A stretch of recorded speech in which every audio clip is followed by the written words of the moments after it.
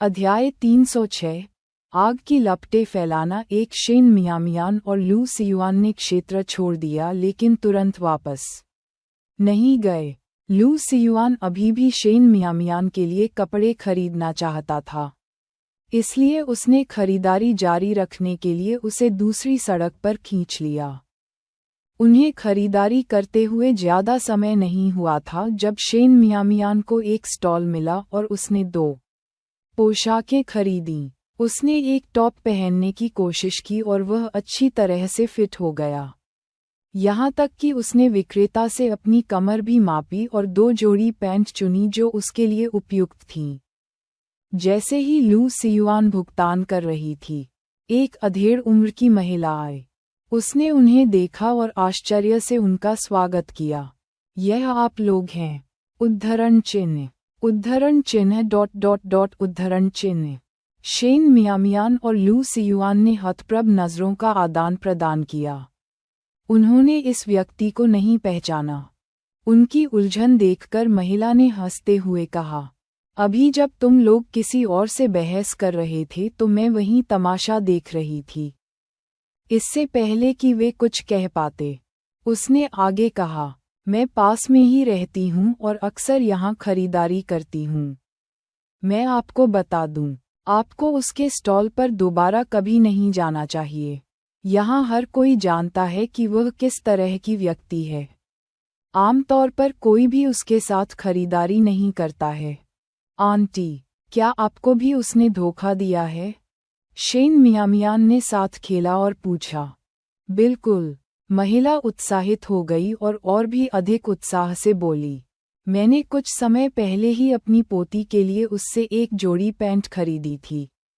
हम इस बात पर सहमत थे कि अगर वे फिट नहीं हुए तो मैं उन्हें एक्सचेंज के लिए वापस ला सकती हूँ। मैंने उन्हें सुबह खरीदा और दोपहर में उन्हें बदलने के लिए वापस आए, लेकिन उन्होंने साफ इनकार कर दिया कि वे उसके स्टॉल से थे। मैं बूढ़ा हो सकता हूँ, लेकिन मैं इतना भुलक्कड़ नहीं हूँ। ऐसे लोग देर सबेर अपना खुद का व्यवसाय चलाएंगे। हमारा पूरा पड़ोस जानता है कि वह कैसी है। कोई भी उससे कपड़े नहीं खरीदना चाहता।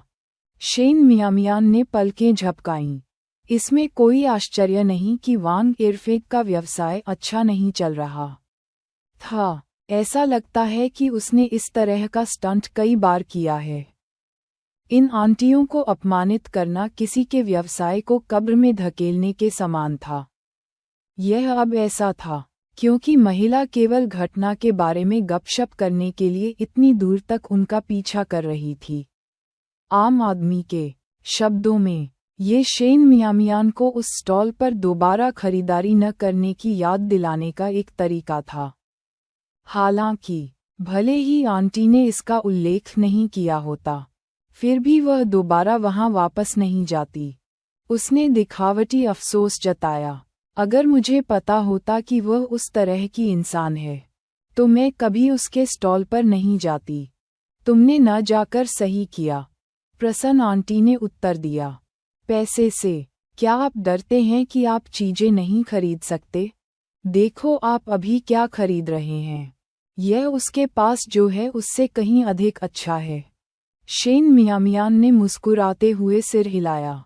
उनके आदान प्रदान को सुनकर स्टॉल मालिक मदद नहीं कर सका, लेकिन चिल्लाया, क्या आप वहां सड़क से वांग इरफेक के बारे में बात कर रहे हैं? उद्धरण चिन्ह। वह है, आंटी ने कहा। मैंने लोगों को उसे इरफेक कहते हुए सुना। उसे देखकर आप शायद ही सोचेंगे कि वह फीनिक्स की तरह है, जंगली मुर्गे की तरह है। स्टॉल मालिक ने आगे कहा, उसे यहाँ चारों ओर से निपटने के लिए एक बहुत ही मुश्किल व्यक्ति के रूप में जाना जाता है। उसके बारे में बात करें, और शायद ही कोई होगा जो नहीं जानता हो। अभी कुछ दिन पहले वह कपड़ों की खरीदारी को लेकर एक युवा महिला से झगड़ रही थी। वह इतनी ऊंची और शक्तिशाली है क्योंकि उसके 2 बेटे हैं और छोटा बेटा एक अच्छा छात्र है। ऐसा कहा जाता है कि वह कॉलेज भी जा सकता है, इसलिए वह ऐसे इधर उधर घूमती है जैसे वह सब कुछ हो। वान एयरफेक के बारे में बात करते हुए। स्टॉल मालिक का पेट शिकायतों से भरा था। वह उसी सड़क पर कपड़े बेचती थी जिस पर वान एयरफेक था, ठीक उसके सामने, क्योंकि उसके पास अधिक व्यवसाय था। वान एयरफेक को ईर्ष्या हुई और उसने तब तक परेशानी खड़ी की जब तक कि उसे इस दूसरी सड़क पर नहीं धकेल दिया गया। यदि यह विश्वास नहीं होता कि सद्भाव से धन मिलता है, तो वह वान एयरफेक की हरकतों को बर्दाश्त नहीं करती। शेन मियामियान बता सकते हैं कि स्टॉल के मालिक के मन में भी वान एयरफेक के प्रति नाराजगी थी और जिज्ञासा की भावना महसूस करते हुए उसने जानबूझकर कहा, वह अपने ग्राहकों के लिए ऐसी ही है। वह अपने साथियों के लिए और भी बदतर होगी, है ना? उद्धरण चिन्ह। अगर हम उस पर शुरू करते हैं तो यह एक लंबी कहानी होगी। आपको पता नहीं है, यह वान एयरफेक, वह यहाँ सिर्फ एक कीट है। स्टॉल मालिक को अब व्यवसाय करने की कोई जल्दी नहीं थी और उसने ढेर सारी शिकायतें फैलाना शुरू कर दिया। अध्याय 307। आग की लपटें फैलाना। वान एयरफेक को कोई शर्म नहीं थी और उसे बकवास करना पसंद था। ऐसा कोई दुष्ट शब्द नहीं था जिसे वह स्वयं कहने के लिए तैयार न हो सके।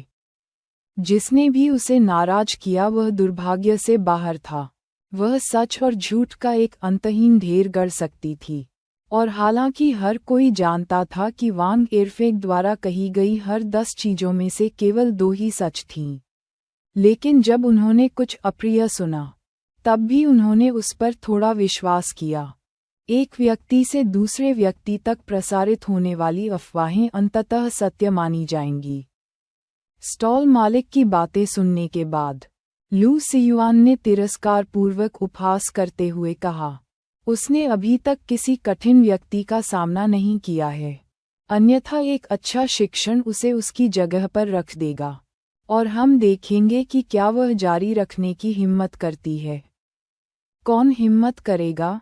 स्टॉल मालिक ने आह भरते हुए कहा।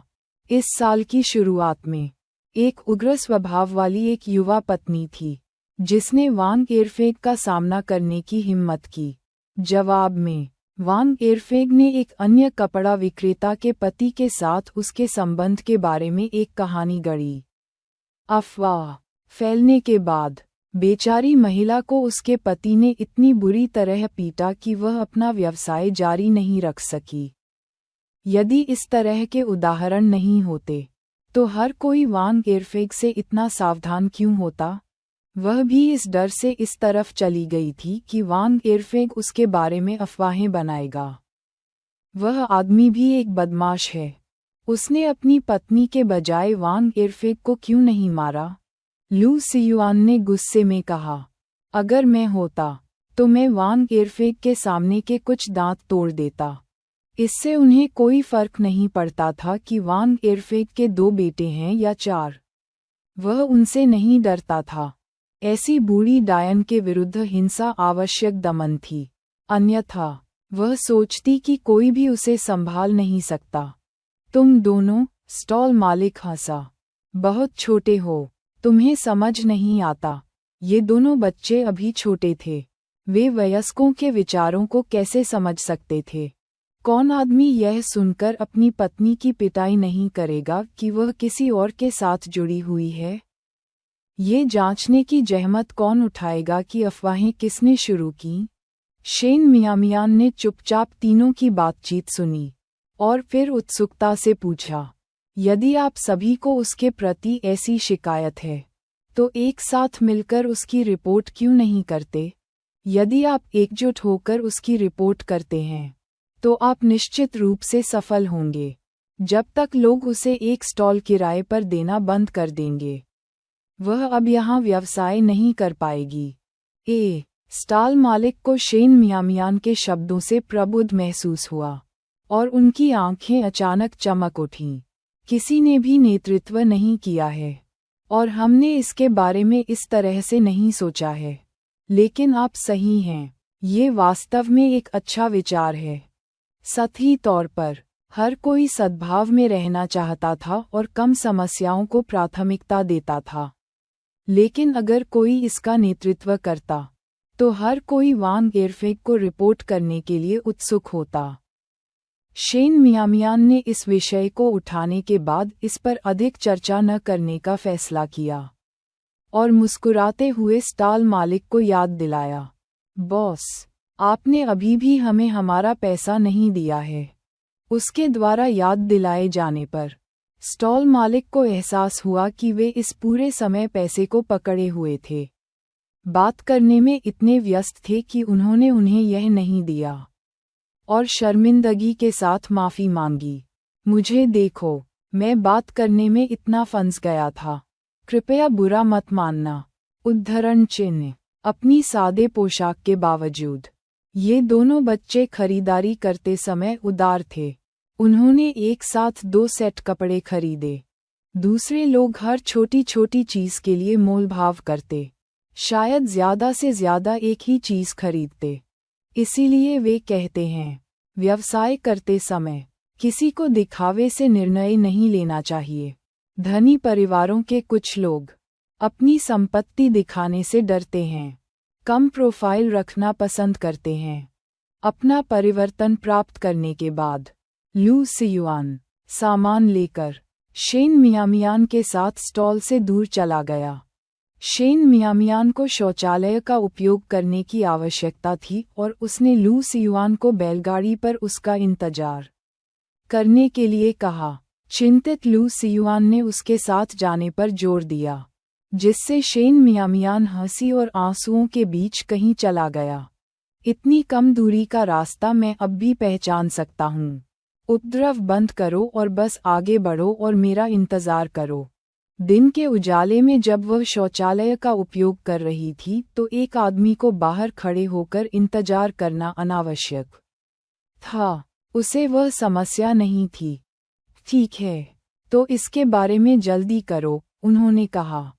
शेन मियामियान अक्सर अकेले टॉयलेट जाता था, इसलिए लू सियुआन ने इसके बारे में ज़्यादा नहीं सोचा और एक त्वरित टिप्पणी छोड़ने के बाद वह बैलगाड़ी की ओर चला गया। आखिरकार उन्होंने किसी और को इस पर नज़र रखने के लिए कहा था और उनके लिए बहुत देर तक दूर रहना अच्छा नहीं होगा। अध्याय 308। एक संकीर्ण सड़क पर दुश्मन। हालांकि यह काउंटी शहर में था।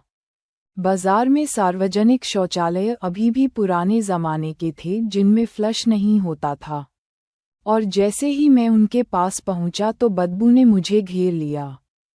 मैंने अपनी नाक ढक ली, खुद को राहत देने के लिए जल्दी से अंदर गया और जल्दी से चला गया। लेकिन कुछ ही कदम की दूरी पर मेरी मुलाकात वांग एयरफेग से हुई, जो बाथरूम का उपयोग करने के लिए भी आया था। वांग एयरफेग ने उम्मीद नहीं की थी कि जिस व्यक्ति को वह हर जगह खोजने के बाद भी नहीं ढूंढ पाए वह यहीं दिखाई देगा, और उस युवक के साथ भी नहीं। ऐसा लग रहा था मानो स्वर्ग उसकी मदद कर रहा हो। मियामियान ने वांग एयरफेग की आंखों में द्वेष देखा और जान लिया कि वह परेशानी की तलाश में है। उसने अपनी भौहें उठाईं, अपनी गति तेज की और उसके चारों ओर चलने की कोशिश की, लेकिन वांग एयरफेग ने उसे जाने नहीं दिया।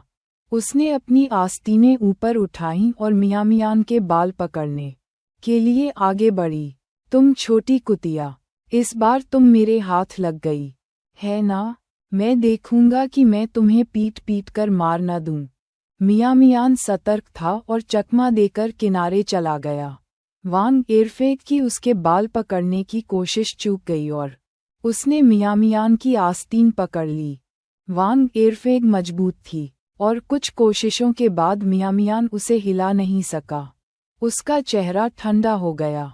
वांग एयरफेग, मैं तुम्हें सलाह देता हूँ कि अब मुझे जाने दो, या मुझे असभ्य होने के लिए दोषी मत ठहराओ। यह उसका पिछला जीवन नहीं था। वह सिर्फ धमकाए जाने पर ही राजी नहीं होगी। अशिष्ट, वांग एयरफेग ने उग्रता से कहा, मैं देखना चाहता हूँ कि तुम कैसे असभ्य हो जाओगी। छोटी कुतिया, तुम्हारा फर अभी भी पूरी तरह से विकसित नहीं हुआ है। और जब तुम किसी आदमी को देखती हो तो तुम हिल भी नहीं सकती हो। फिर भी तुमने मुझे मारने की हिम्मत की। आज मुझे ऐसा करना ही होगा। इससे पहले कि वांग इरफेग अपनी बात पूरी कर पाती, मियां मियान ने उसे पहले ही 2 बार जोर से थप्पड़ मार दिया था। वह बिल्कुल भी पीछे नहीं हटी, जिससे वांग इरफेग के चेहरे के दोनों हिस्से लाल हो गए। चूंकि वांग इरफेग का इरादा उसे आसानी से छोड़ने का नहीं था, मियां मियान ने मौके का फायदा उठाते हुए उस पर कई बार वार किया, जबकि वह बच गई थी। तुमने मुझे मारा, छोटी कुतिया। मैं तुम्हें पीट पीट कर मार डालूंगा, छोटी वेश्या। एक बार जब वांग इरफेग सदमे से उबर गई, तो उसने फिर से मियां मियान के बालों की ओर हाथ बढ़ाते हुए अश्लील गालियां दीं। हालांकि मियां मियान वांग इरफेग जितनी लंबी नहीं थी, लेकिन वह अधिक फुर्तीली थी और बदले में उसने वांग इरफेग के बाल पकड़ लिए। देखते ही देखते दोनों महिलाओं में हाथापाई हो गई। वांग इरफेग ने जहां भी पकड़ सकती थी वहां प्रहार किया, और जबकि मियां मियान उतना मजबूत नहीं था, उसने वांग इरफेग के बालों और कानों को खींचकर खुद को पकड़ लिया। ज्यादा देर नहीं हुई जब शौचालय में आने वाली महिलाओं ने हाथापाई देखी। मौके का फायदा उठाते हुए मियां मियान चिल्लाए, मदद करो, वह एक मानव तस्कर है। उद्धरण चिन्ह। वह बहुत छोटी दिखती थी, और इसके विपरीत वांग इरफेग एक हृष्ट-पुष्ट वयस्क थी।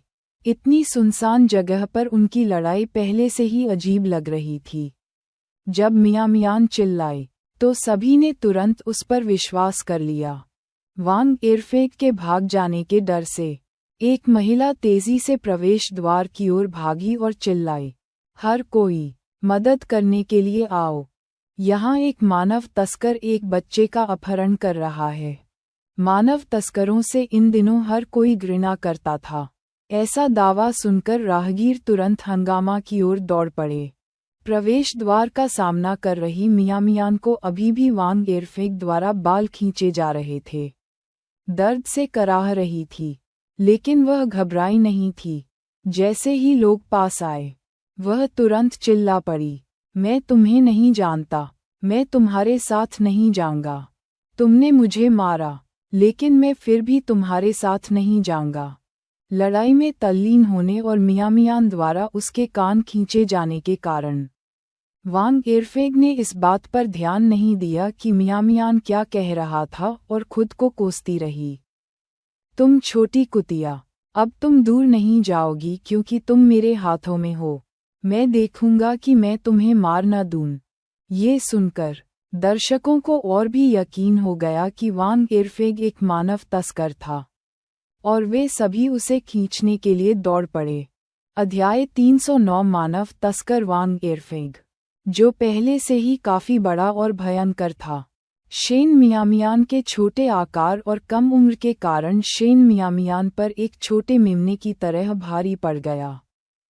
इसीलिए जो लोग लड़ाई को खत्म करने के लिए आगे आए, वे सभी वांग इरफेग के पक्ष में चले गए। आप क्या फालतू कर रहे हैं?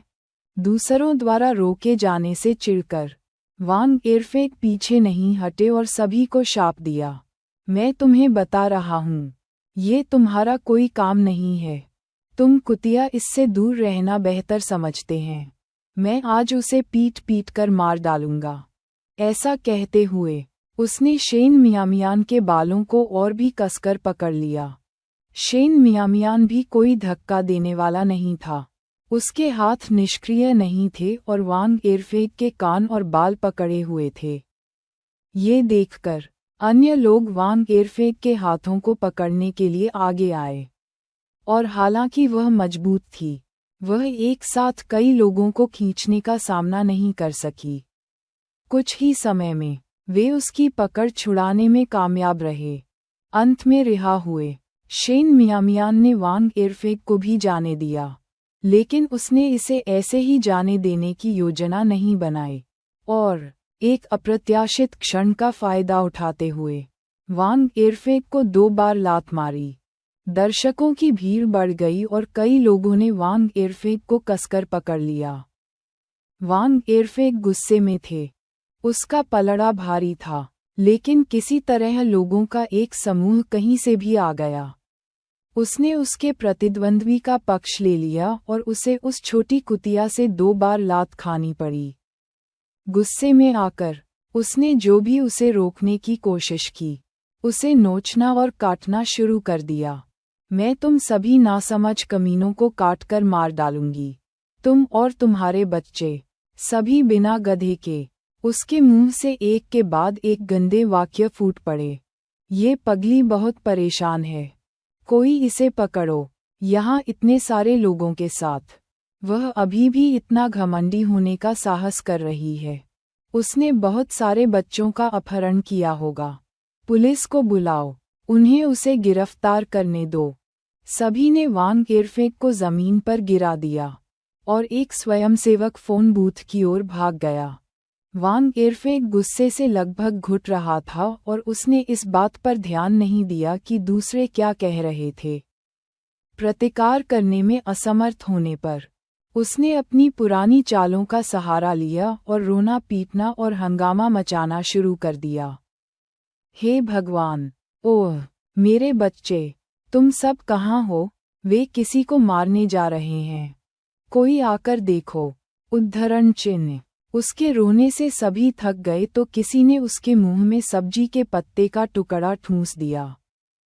तभी किसी ने जोर से पूछा, अभी उस युवा लड़की के बारे में क्या? उद्धरण चिन्ह। ये याद दिलाकर लोगों ने इधर उधर देखा, लेकिन शेन मियामियान का कोई पता नहीं चला। युवा लड़की डर गई होगी और घर चली गई होगी। आखिर उसकी उम्र की लड़की ऐसी घटना से बहुत डर गई होगी। इस समय जिस शेन मियामियान के बारे में उन्होंने सोचा था कि वह डर के मारे घर भाग गया है, उसने थोड़ी देर पहले मौका पाकर बिना किसी का ध्यान खींचे भाग गया था। वापस बुलाए जाने के डर से और गू परिवार के भाइयों से टकराने के डर से वह मुख्य सड़क तक दौड़ती रही और लगातार पीछे मुड़कर देखती रही कि कोई उसका पीछा तो नहीं कर रहा है। बैंग! वह गलती से किसी से टकरा गई और अपना संतुलन वापस पाने से पहले कुछ लड़खड़ाते हुए कदम पीछे हट गई। जब उसने ऊपर देखा तो इतनी हैरान हुई कि उसका मुंह खुला का खुला रह गया। वह इससे पहले कि वह बड़े भाई वह कहकर पुकारती, उसने भूरे रंग के सूट में एक बहुत ही सुंदर आदमी को आते हुए देखा। क्या आप ठीक हैं? उद्धरण चिन्ह। बेशक, सवाल उसे नहीं बल्कि हे नान को संबोधित था। मैं ठीक हूँ, हे नान ने उदासीनता से कहा। उसकी नज़र शेन मियामियान पर टिकी थी। आपका अंत इस तरह कैसे हुआ? उद्धरण चिन्ह। जैसे ही उनकी नज़रें मिलीं, शेन मियामियान को अपनी वर्तमान अस्त व्यस्त उपस्थिति याद आई और वह इतनी शर्मिंदा महसूस करने लगी कि उसने चाहा कि वह वहीं एक गड्ढा खोद सके और उसमें रेंग सके। उसे समझ नहीं आ रहा था कि वह इतनी बदकिस्मत क्यों है। हमेशा ऐसी शर्मनाक स्थितियों में हे नान से टकराती रहती है। हे नान के बगल वाला आदमी सामान्य के अलावा कुछ भी नहीं दिखता था। वह संभवतः बड़े भाई का ग्राहक था। अब हे नान को पहचानना उसे केवल शर्मिंदा करेगा, है ना? अध्याय 310। हे नान से मुलाकात। एक शेन मियामियान का दिमाग तेजी से घूमा और अचानक पलक झपकते ही उसने अपरिचित चेहरे के साथ हे नान की निगाहों से मुलाकात की। फिर सख्ती से माफ़ी मांगी। मुझे खेद है, मैंने ये जानबूझकर नहीं किया। इतना कहकर वह चली गई। दर्पण के बिना भी वह जानती थी कि वह इस समय कैसी दिखती है, अस्त व्यस्त और गंदी। बिग ब्रदर शायद ये भी सोचे कि उसने गलती से उसे कोई और समझ लिया है। हे नान की अभिव्यक्ति गहरी हो गई। ये छोटी लड़की दिखावा करती हुई वह उसे नहीं पहचानती। जैसे ही वह उसके पास से गुजरने वाली थी, उसने उसकी बाँह पकड़ ली और तिरछी नज़र से पहली बार देखा कि उसके कान के नीचे थोड़ा सा खून था, जैसे कि वह कोई खरोंच हो। सामने के बालों ने उसे ढक दिया था। इसलिए उसने इसे पहले नहीं देखा था। वह खरोंच उसे महत्वहीन लग सकती है, लेकिन उस पर उसे यह विशेष रूप से स्पष्ट लगा। क्या आपका झगड़ा हुआ? उद्धरण चिन्ह।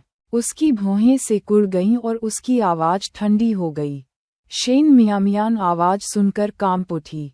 वांग इरफेक के साथ हाथापाई के बाद उसकी लड़ाई की भावना खत्म हो गई और उसने कुछ हद तक डरकर सिर हिलाया। हाँ, रुआन यियांग ने शेन मियामियान की ओर देखा, फिर हे नान की ओर आश्चर्य की दृष्टि से देखा।